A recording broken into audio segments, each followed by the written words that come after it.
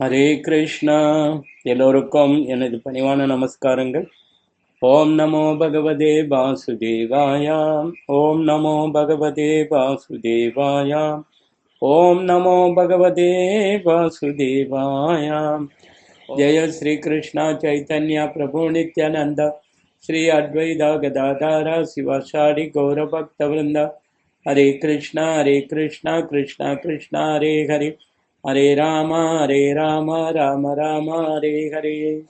பகவத்கீதை உண்மை உருவில் அத்தியாயம் 17. அத்தியாயத்தின் தலைப்பு நம்பிக்கையின் பிரிவுகள். பதம் 19. மொழிபெயர்ப்பும் பொருளுரையும் வழங்கியவர் ஏசி பக்திவேதாந்த சுவாமி ஸ்ரீல பிரபுபாதா, அகில உலக கிருஷ்ண பக்தி கழக ஸ்தாபக ஆச்சாரியார். மொழிபெயர்ப்பு: பிறரை அழிப்பதற்காகவோ துன்புறுத்துவதற்காகவோ அல்லது தன்னையே வருத்தி கொண்டு முட்டாள்தனமான முறையில் செயல்படும் தவங்கள் தமோ குணத்தில் இருப்பவையாக கருதப்படுகின்றன. பொருளுரை: இரண்யகசிப்புவை போன்ற அசுரர்கள் முட்டாள்தனமான தவங்களுக்கு உதாரணமாக விளங்குகின்றனர். அவன் கடுமையான தவத்தினை மேற்கொண்டு அமரத்துவத்தை பெற்று தேவர்களை கொல்ல விரும்பினான். இத்தகைய விஷயங்களுக்காக அவன் பிரம்மாவை வழிபட்டான். ஆனால் இறுதியில் பரமபுருஷ பகவானால் கொல்லப்பட்டான். அசாத்தியமான ஒன்றிற்காக தவங்களை புரிவது நிச்சயமாக தமோகுணத்தை சார்ந்ததாகும். பதம் 20. மொழிபெயர்ப்பு: பலனை எதிர்பார்க்காமல் கடமையை நிறைவேற்றுவதற்காக தகுந்த நபருக்கு முறையான இடத்தில் முறையான காலத்தில் கொடுக்கப்படும் தானம் சர்வகுணத்தில் இருப்பதாக கருதப்படுகிறது. பொருளுரை: ஆன்மீக செயல்களில் ஈடுபட்டிருக்கும் நபருக்கு கொடுக்கப்படும் தானம் வேத இலக்கியங்களில் பரிந்துரைக்கப்பட்டுள்ளது. பாகுபாடின்றி தானம் வழங்குவதற்கு எந்த பரிந்துரையும் இல்லை. ஆன்மீக பக்குவம் எப்போதும் கருத்தில் கொள்ளப்படுகிறது. எனவே ஒரு புண்ணிய ஸ்தலத்தில் சூரிய அல்லது சந்திர கிரகணங்களின் சமயத்தில் அல்லது மாதத்தின் இறுதியில் அல்லது தகுதி வாய்ந்த ஒரு பிராமணனுக்கு அல்லது ஒரு வைஷ்ணவனுக்கு, அதாவது பக்தனுக்கு, அல்லது கோவில்களில் தானம் என்பது வழங்கப்பட வேண்டும் என்று சிபார்சு செய்யப்படுகின்றது.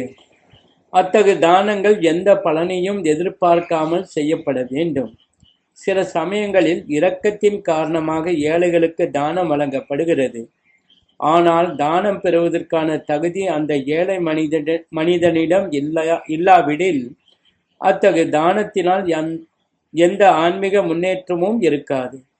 வேறு விதமாக கூறினால், பாகுபாடற்ற தானம் வேத இலக்கியங்களில் பரிந்துரைக்கப்படுவதில்லை. பதம் 21. மொழிபெயர்ப்பு: பிரதி உபகாரத்தை எதிர்பார்த்து ஏதேனும் பலனை விரும்பி அல்லது விருப்பமின்றி கொடுக்கப்படும் தானம் ரஜோகுணத்தில் இருப்பதாக கூறப்படுகின்றது. பொருளுரை: தானம் சில சமயங்களில் ஸ்வர்கலோகங்களுக்கு ஏற்றம் பெறுவதற்காக வழங்கப்படுகின்றது. வேறு சில சமயங்களில் மிகுந்த சிரமத்துடன் கொடுக்கப்படுகின்றது. தானம் அளித்த பின்னர் நான் எதற்காக இவ்வளவு பணத்தை செலவழித்தேன் என்று எண்ணுகின்றான்.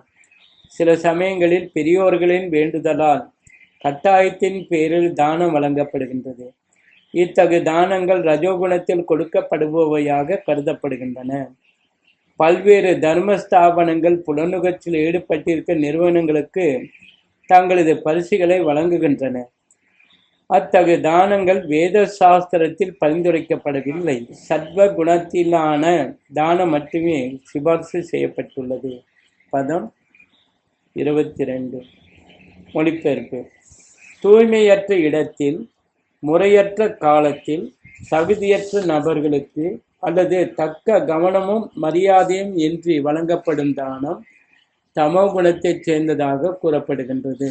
பொருளுரை: போதையிலும் சூதாட்டத்திலும் ஈடுபடுவதற்காக கொடுக்கப்படும் தானங்களுக்கு இங்கு ஊக்கம் தரப்படவில்லை. அத்தகைய தானங்கள் தமோ குணத்தைச் சேர்ந்தவையாகும். அவை நன்மை தருபவை அல்ல. மாறாக பாவம் செய்யும் மக்கள் உற்சாகப்படுத்தப்படுகின்றனர். அதுபோல தகுந்த நபருக்கு வழங்கப்படும் தானம் மரியாதையின்றியும் கவனம் இன்றியும் கொடுக்கப்பட்டால் அத்தகைய தானமும் தமோ குணத்தில் இருப்பதாகவே கூறப்படுகின்றது. பதம் 23. மொழிபெயர்ப்பு. படைப்பின் ஆரம்பத்திலிருந்து ஓம் தட் சத் என்னும் 3 சொற்கள் பரமபூரண உண்மையை குறிப்பிடுவதற்காக உபயோகப்படுத்தப்பட்டு வருகின்றன. இந்த 3 குறியீட்டு சொற்களும் வேத மந்திரங்களை உச்சரிக்கும் போதும் யாகங்களின் போதும் பரமனின் திருப்திக்காக பிராமணர்களால் உச்சரிக்கப்பட்டன. பொருளுரை. தவம், யாகம், உணவுப் பொருட்கள், தானம் ஆகியவை 3 பிரிவுகளாக சத்வ, ரஜோ, தமோ குணத்தை சார்ந்தவையாக பிரிக்கப்பட்டிருக்கின்றன என்பது ஏற்கனவே விளக்கப்பட்டது. ஆனால் முதல் தரம், 2ஆம் தரம் அல்லது 3ஆம் தரம் என எப்படி இருந்தாலும் சரி, அவை அனைத்தும் ஜட இயற்கையின் குணங்களால் கலங்கமடைந்திருப்பதால் கற்றுண்டவையே. இருப்பினும் அவை பரம்பொருளை ஓம் தட் சத் நித்தியமான பரமபுருஷ பகவானை குறிக்கோளாக கொள்ளும் போது ஆன்மீகத்தில் ஏற்று பெற உதவி செய்பவையாகி விடுகின்றன. இந்த குறிக்கோள் சாஸ்திர விதிகளின் சுட்டி காட்டப்பட்டுள்ளது. ஓம் தட் சத் என்னும் இந்த 3 சொற்கள் பூர்ண உண்மையான பரமபுருஷ பகவானை முக்கியமாக குறிப்பிடுகின்றன. வேத மந்திரங்களில் ஓம் என்னும் சொல் எப்போதும் காணப்படுகின்றது. சாஸ்திரங்களின் விதிகளை பின்பற்றாமல் செயல்படுபவன் பூரண உண்மையை அடைய முடியாது. அவன் ஏதேனும் தற்காலிகமான பலனை பெறுவான். வாழ்வின் இறுதி இலக்கை அடைய மாட்டான். முடிவு என்னவெனில், தானம், யாகம், தவம் என யாவும் சத்வகுணத்தில் செய்யப்பட வேண்டும். ரஜோகுணத்திலோ தமோ குணத்திலோ செய்யப்பட்டால் அவை கீழ்த்தரமானவை என்பது நிச்சயம். ஓம் தட் சத் என்னும் 3 சொற்களும் முழுமுதற் கடவுளின் திருநாமத்துடன் இணைந்து உச்சரிக்கப்படுகின்றன. உதாரணம், ஓம் தத் விஷ்ணு. வேத மந்திரம் அல்லது முழுமுதற் கடவுளின் திருநாமம் எப்போதெல்லாம் உச்சரிக்கப்படுகின்றதோ அப்போது அதனுடன் ஓம் சேர்க்கப்படுகின்றது. வேத இலக்கியம் என்பதற்கு இதுவே சான்று. இந்த 3 சொற்களும் வேத பதங்களிலிருந்து எடுக்கப்பட்டவை. ரிக்வேதம் என்பது முதல் இலக்கை குறிக்கின்றது. பிறகு அதாவது சாண்டோக்கிய உபனிஷன் 6:8-7 என்பது 2ஆம் இலக்கை குறிக்கின்றது. மேலும் அதாவது சாண்டோக்கிய உபனிஷன் 6:2-1 என்பது 3ஆம் இலக்கை குறிக்கின்றது. இவை ஒன்றிணைந்து ஓம் தட் சத் ஆகின்றன.